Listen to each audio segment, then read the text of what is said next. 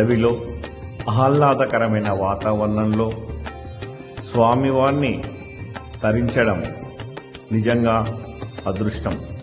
గత 500 సంవత్సరాలుగా ఇక్కడ గ్రామస్తులు స్వామివారికి ప్రతి సంవత్సరము 2 పర్యాయాలు పెద్ద ఎత్తున పూజా కార్యక్రమాలు చేయడం జరుగుతుంది. ఇక్కడ కొంతమంది భక్తులు తమ కోరికలు తీర్చినందుకు ఇక్కడ నాగప్రతిష్టను ఏర్పాటు చేయడమైంది. స్వామివారిని దర్శించే ముందు ఒక పెద్ద వృక్షం కింద అభయ ఆంజనేయ స్వామిని ముందుగా దర్శించుకోవడం ఇక్కడ ఆనవాయితీ. స్వామివారికి ఈ యొక్క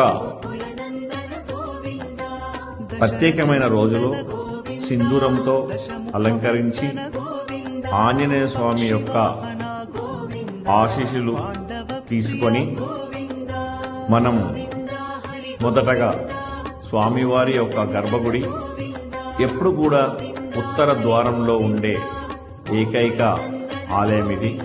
కేవలం ముక్కోటి ఏకాదశి రోజు మాత్రం ఉత్తర ద్వారాలు ఉంటుంది దర్శనము.